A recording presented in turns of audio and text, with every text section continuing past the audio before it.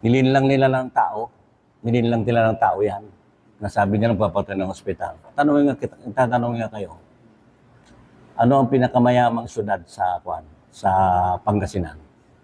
Syudad, Dagupan. Dagupan, kasi siya ang charter city. Tatanungin din kayo, may sariling ospital ba ang Dagupan? Wala. May sariling ospital bang Lingayen? May sariling ospital bang Alaminos?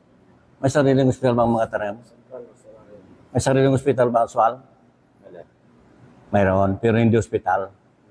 Yan ay isang clinic o infirmary. Walang hospital. Yung sinasabi nilang hospital, iba yung hospital, iba yung rural health unit, iba yung e-consulta, iba yung mga birthing homes. Ang hospital is fully equipped yan. Yes. Alam nyo yan noon, pinakamababang ospital, ako ang nagtayo niyan kasi alam ko ito isang income generating project. Hindi pakinabangan ng mayor lang, pinakinabangan ng kwan.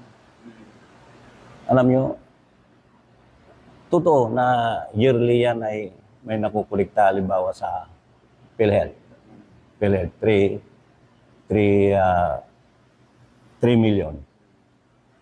Ang expenses niyan palagi 7 million to 8 million. Yung 3 million na makukuha lang sa napupunta lang dito sa sildo ng minimal na sildo. Kasi diyan, ang ginawa namin noon, alam mo ba, kailangan doktor 3 Yes. o 4, 5. Piki yung iba. Isa lang ang doktor na nakakuan po dyan.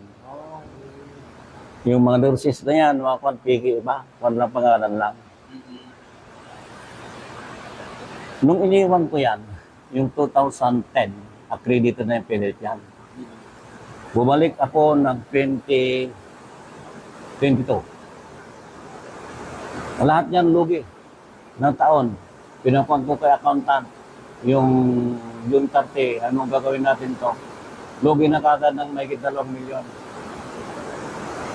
Pinagawa ko yan. Inalis ko lahat sila. Lahat. Magdumi. Nirin-rebit ko yan. Pati mga tables, mga kunay, mga katre. Pero anong nangyari? Kung yung hospital na sinasabi nila, niupo nila ng July 1. Masinungalingan yan. Kasi kung magupang ka ng hospital, dapat accredited ka ng Department of Health.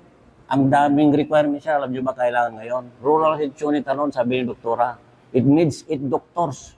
Magkano ko ng doktor? Rural health lang Rural health lang yan. Oo. RH. 22 nurses.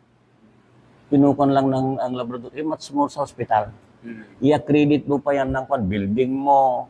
I-accredit mo pa ang location mo. I-accredit mo pa yung manpower mo. I-accredit mo pa sa PhilHealth, sa DOH. Paano matatawag ng hospital yan? Nagpapabad yung mga tao nga nakupunta ka na, sabi nila. Kung alam ko lang na. Nakalagay po doon hospital, yung municipal hospital. Dapat tanggalin nila yun. Oo nga eh. Ako nag-review na, sige nga, may hospital ba na sa Labrador? Wala. May hospital ba ng Sol na pinakamayaman? Mayroon tayong RH. Mayroon tayong birthing homes. Mayroon tayong e-consulta na nakastabay naman doon. Halimbawa, sakit ng tiyan, bibigyan mo lang ng konti, kumusapan. Sakit ng pag hindi kaya, aksidente, dali mo sa region, pag ay dito sa Lingayen, sa district, kung hindi kaya, papadala na kaagad doon sa region, di ba? Sige nga.